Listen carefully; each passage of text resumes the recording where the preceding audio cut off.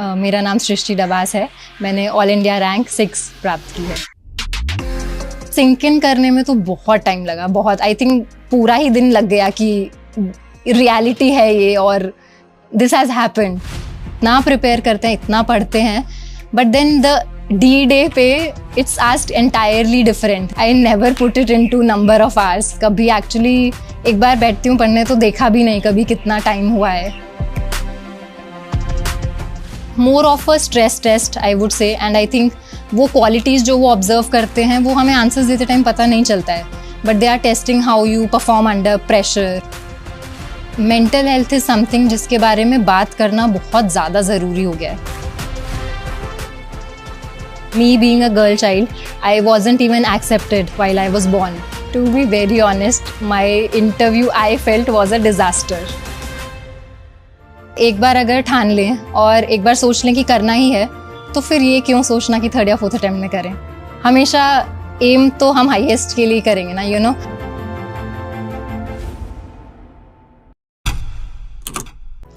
Difficulty तो majorly वही थी कि me being a girl child, I wasn't even accepted while I was born. उसके बाद फिर मम्मा ने भी ओवर द कोर्स बहुत सारे इश्यूज़ फेस किए, and currently my parents are separated, so my mother being my sole support entirely. लेकिन उन्होंने कभी ये फील नहीं होने दिया दैट एनीथिंग इज़ लेस, बल्कि उन्होंने हमेशा वो ऑप्टिमिज्म और पॉजिटिविटी मुझ में डाली है कि despite all the problems that we have faced, हम उन प्रॉब्लम्स को फेस करके एक्चुअली पॉजिटिवली आगे कैसे बढ़ेंगे।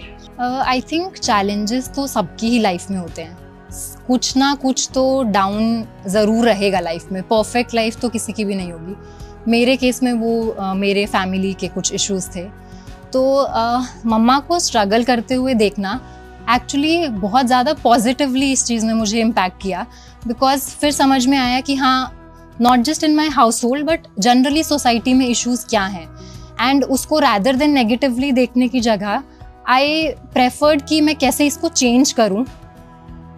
Hence, as I said, कि reaching at a position where actually I can make a difference, not just in one household, but in society at a large, in the entire country. And वो एक arena है जहाँ मैं specifically work करना चाहूँगी। Preparation तो क्योंकि graduation का मेरा फाइनल सेमेस्टर जो है वो कोविड में ही निकला, अनफॉर्चुनेटली फेयरवेल भी नसीब नहीं हुई, सो तभी से ही सब कुछ वो शट डाउन, लॉकडाउन था। तो ministry of social justice and empowerment का 3 स्टेज एंट्रेंस था, सब कुछ ऑनलाइन हुआ, तो घर say that was manageable, easily हो पाया। Simultaneously reserve bank of India का किसी ने बताया, फ्रेंड ने, तो वो देना स्टार्ट किया। And as I was working with the ministry, reserve bank of India का इंटरव्यू उस दौरान दिया था, साथ साथ वो भी हो गया। फिर आई स्विच द जॉब। फिर वहाँ जाने के बाद थोड़ा दिल्ली से मुंबई शिफ्ट किया, तो सेटल होने में थोड़ा टाइम लगा। Once that was settled and I was there, फिर proper full flash preparation start की। फर्स्ट ऑफ ऑल तो मुझे पर्सनली क्या लगता है ना कि 24 आवर्स बैठ के पढ़ना इज़ डिफ़िकल्ट। प्रोक्रेस्टिनेशन होगा, lot of thoughts will come, and then 24 घंटे तो नो वन कैन स्टडी। तो रिलेटिवली मुझे बल्कि क्या लगता है कि कोई और ऑल्टरनेटिव करियर या जॉब या कुछ भी करते हुए प्रिपेयर करना इज़ मोर बेटर, क्योंकि कम टाइम में आप ज़्यादा प्रोडक्टिवली कर पाते हैं, ज़्यादा एफिशिएंटली कर पाते हैं, टाइम मैनेजमेंट बेटर कर पाते हैं। Regarding my routine, mostly I am an early morning person, तो सुबह जल्दी उठना, बीट 4 o'clock 5 o'clock यूजुअली। सुबह उठ के वो 3-4 आवर्स ऑफिस जाने से पहले जितना प्रोडक्टिवली यूटिलाइज हो पाता है, बिकॉज फ्रेश माइंड है, एंड तो वो टाइम स्पेसिफिकली दिया। देन ऑफिस में भी sometimes I would manage out time somehow, तो लाइब्रेरी वहाँ पे है एक, I would go to the library. उसके बाद सैटरडे संडेज ऑफ मिलते थे, तो वो एक बेनिफिट था, वो टाइम बहुत प्रॉपरली यूटिलाइज किया। एंड जो भी मेरी लीव्स अवेलेबल थी, वो leave management I think I did that very judiciously. तो प्रीलिम्स के टाइम भी, मेंस के टाइम भी, एंड इंटरव्यू के टाइम भी कब कितनी लीव्स लेनी है प्रॉपरली, वो आई थिंक सब कुछ एक साथ managed well. I never put it into number of hours. कभी एक्चुअली एक बार बैठती हूँ पढ़ने तो देखा भी नहीं कभी कितना टाइम हुआ है, एंड क्वांटिटी ऑफ आवर्स वैसे भी मैटर नहीं करेगा, it will be the quality of the efforts you are putting in. Everyone says that also, but that is a reality, क्योंकि कम टाइम में भी हम ज़्यादा प्रोडक्टिवली पढ़ सकते हैं, रादर देन ज़्यादा टाइम में वही चीज़ को धीरे धीरे पढ़ना। ये I think person to person vary करेगा। जैसे आपको सब्जेक्ट भी एक बारी में एक करना है या 2 सब्जेक्ट साइमल्टेनियसली रखने हैं, सबकी पर्सनल चॉइस है, सबकी पर्सनल कंफर्ट है। तो मैं एक सब्जेक्ट स्टार्ट करती थी तो मैं कुछ टाइम वो एक ही सब्जेक्ट को देती थी for continuity and for consistency. बाकी रिविज़न विद टाइम हमें समझ में आता है कि इम्पॉर्टेंट चीज़ें क्या हैं।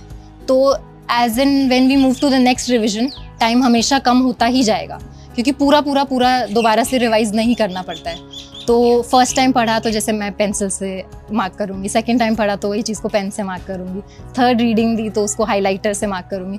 तो वो अपने आप टोन डाउन होता जाता है मटेरियल, एंड देन ब्रेन में फीड भी ज़्यादा होता जाता है, तो उसको रिकॉल भी जल्दी कर पाते हैं। या particularly it's Kathak dance. So वही हमेशा रहा है, क्योंकि not just as a physical form of exercise but as a mental form of exercise. कि कुछ लोगों के लिए वो मेडिटेशन और योगा होता है, बट मेरे लिए वो डांस था। तो जब आप प्रिपरेशन करते क्या उसके टाइम के बीच में भी आप कथक के लिए टाइम निकाल पाते थे? कभी कभी हाँ, इतना टाइम तो मिल जाता है, क्योंकि स्पेसिफिकली सेपरेटली तो कुछ टाइम निकालना नहीं पड़ता है, बल्कि रादर जब बहुत स्ट्रेन्ड आउट हो और पढ़ाई नहीं हो पा रही है, then I think dance is a beautiful thing to make yourself rejuvenated। तो जैसे RBI मैंने ज्वाइन किया दिसंबर 2021 में, उसके बाद ज्वाइनिंग एंड मुंबई में घर ढूंढना सबसे बड़ा टास्क था, वहाँ पे सेटल होना, वो सब में थोड़ा टाइम लगा। देन वहाँ मेरी इंडक्शन ट्रेनिंग हुई, वो मई में हुई, कुछ मई 2022 एंड देन अक्टूबर 2022 में, दैट वाज स्प्लिट थोड़ा सा। Sort of after the induction I began properly. तो I would say September 2022 onwards थोड़ा स्टार्ट किया, पेस बनने में टाइम लगा, ऑप्शनल प्रॉपरली पहले किया। देन प्रीलिम्स और मेंस एज एवरीवन से इसकी बहुत डिस्क्रीट चीज़ें तो है नहीं, साइमल्टेनियसली ही करना होता है। तो जो भी एक बेसिक कवरेज है बेसिक सब्जेक्ट्स का, ज्योग्राफी, हिस्ट्री, इकोनॉमिक्स, पॉलिटी, वो सब एक बेसिकली कवर किया। देन 2023 इट स्टार्टेड, कुछ आंसर राइटिंग भी every day I would do, January Feb तक भी वो रखा। उसके बाद थोड़ा फुल फ्लेजेडली प्रीलिम्स पे आ गया, March and April full fledged prelims, मई में प्रीलिम्स था। Then this time prelims was काफ़ी थोड़ा डिफरेंट, सो थोड़ा डाउट था होगा नहीं होगा, बट डिफरेंट कोचिंग इंस्टीट्यूशन से आंसर की लगा के देखा था तो था कि हाँ हो जाएगा। आफ्टर दैट प्रीलिम्स का रिजल्ट आने के बाद तो 3 मंथ्स वैसे ही बहुत कम टाइम मिलता है, full fledgedly that went into mains, proper answer writing, then making my own notes. वो एक इम्पॉर्टेंट चीज़ थी, बिकॉज हमारी मेमोरी इतना नहीं रिटेन कर पाती है कि हमने बस कुछ पढ़ा कहीं से और उसको हम रिप्रोड्यूस कर पाएँ, तो उसको क्रिस्प में लिखना।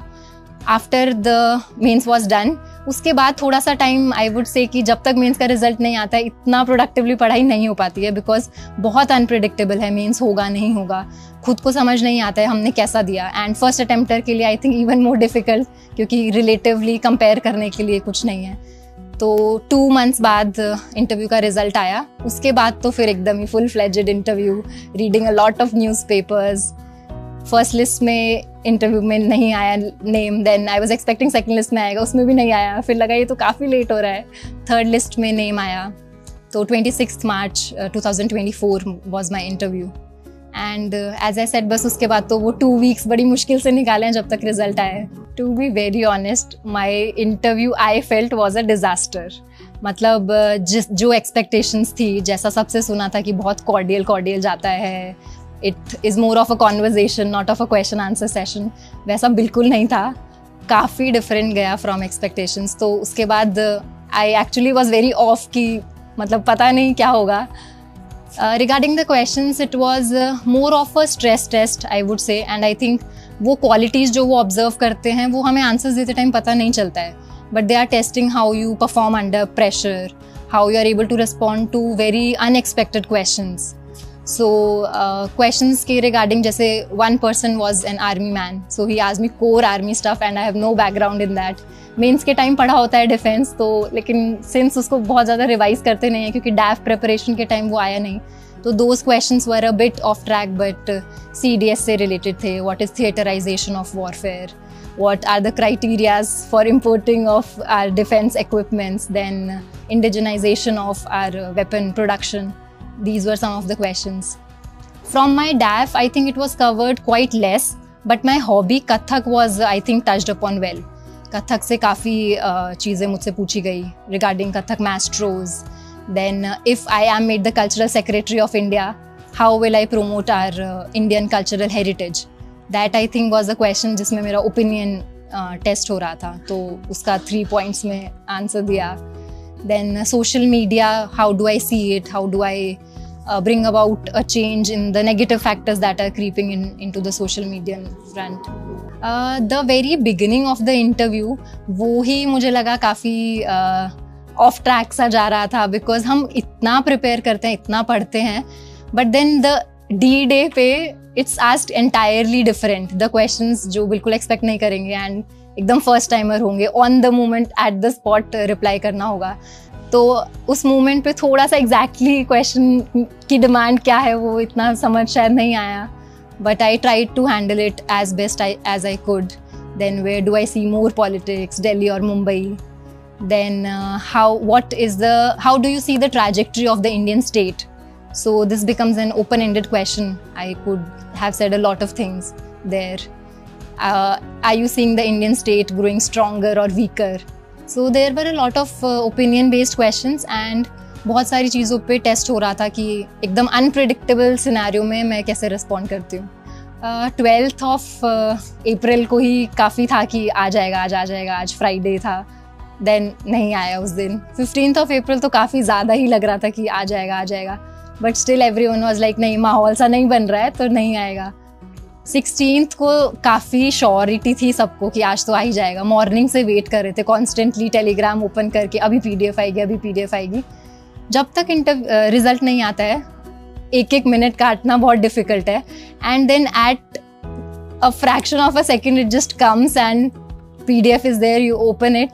अ friend was there with me, उसने देख के बताया एंड ही स्टार्टेड शाउटिंग 666. एकदम से आई जस्ट वेंट ब्लैंक. पहले तो मुझे लगा नहीं फेक PDF ना हो, हम एक बार कंफर्म कर लेते हैं. UPSC वेबसाइट से खुद से डाउनलोड करके देखा. उसके बाद भी सिंक इन करने में तो बहुत टाइम लगा, बहुत. आई थिंक पूरा ही दिन लग गया कि रियलिटी है ये और दिस हैज हैपेंड. तो सबसे पहले फर्स्ट अटेम्प्ट में 6th रैंक. यस, सबसे पहले मम्मा को वीडियो कॉल किया, उनको बताया, तो एकदम से शॉक में, और she also started crying. Social media as such was never a distraction for me. Social media presence मेरी कम ही है. Other than that I think internally एक जो सेल्फ कंट्रोल होना चाहिए वो वेल इनफ था कि कितना कंज्यूम करना है उतना पता है. देन कभी कभी ऑब्वियसली होता था कि हाँ फ़ोन पास में है तो हर थोड़ी देर में व्हाट्सएप चेक हो रहा है या कुछ, तो मैं दूसरे रूम में जाके फ़ोन रखाती थी ताकि वो रीच में ही ना रहे, तो बिल्कुल आउट ऑफ साइट हो जाए. फ़ोन दूसरे रूम में है तो इजीली फिर पढ़ाई हो पाती है. आई थिंक अपने खुद के वेज हम निकाल सकते हैं how to reduce that distraction. Very recently तो 12th fail came, I watch that in a theatre only. सबके लिए आई थिंक वो काफ़ी इंस्पायरिंग रहा है. एस्पिरेंट सीरीज़ वो सबके लिए बहुत इंस्पायरिंग रही है. तो लोग देख के कनेक्ट कर पाते हैं, अपनी जर्नी से कुछ ना कुछ रिलेट कर पाते हैं. तो those have been very inspiring. In this regard mental health is something जिसके बारे में बात करना बहुत ज़्यादा ज़रूरी हो गया है. हम लोग सिर्फ फिजिकल हेल्थ की बात करते हैं. बहुत कम लोग हैं जो मेंटल हेल्थ को समझ पाते हैं. उससे भी कम लोग हैं जो मेंटल हेल्थ को ट्रीट कर पाते हैं, काउंसलिंग ले पाते हैं. तो ये बहुत ज़रूरी है that we open up, we speak, we discuss, we talk, we communicate जो भी प्रॉब्लम्स हम फेस कर रहे हैं. Because life is very very precious. I believe चाहे कितनी भी प्रॉब्लम्स हो, लाइफ एंड करना तो कभी भी सॉल्यूशन नहीं है. It's like you are running away from the problem will not stop chasing you. Then you have to face it, and कोई ना कोई तरीका, कोई ना कोई सॉल्यूशन हमेशा हर केस में, हर सिचुएशन में डेफिनेटली होता है. बस वही है that we have to find that positive ray of light and we'll cross the tunnel of darkness. You know, हम प्रॉब्लम्स को देखते हैं कि कोई प्रॉब्लम आई और हमने बहुत नर्वसनेस और एंग्जाइटी में वो प्रॉब्लम को देखा. बट माई मदर सेज कि look at it positively in a way that you see it as butterflies in your stomach. Butterflies being the most beautiful creatures. And all of us can definitely metamorphose into beautiful butterflies. We'll have beautiful wings, we'll hop onto so many beautiful flowers. तो I think ऐसा कुछ metaphorically भी हम कभी कभी सोच के खुद को पॉजिटिविटी दे सकते हैं ताकि सभी प्रॉब्लम से थोड़ा मैनेज कर सकें। एक तो ये परसेप्शन तो चेंज करने की काफ़ी ज़रूरत है, बिकॉज आई फील एक बार अगर ठान लें और एक बार सोच लें कि करना ही है, तो फिर ये क्यों सोचना कि थर्ड या फोर्थ अटेम्प्ट में करें। हमेशा एम तो हम हाईएस्ट के लिए करेंगे ना, you know, we'll aim for perfection, so at least we'll reach excellence. And तो dream big, dream for AIR one, I would say सबको। तो बाकी फिर जो मिलेगा उसको हम्बली हम एक्सेप्ट करेंगे।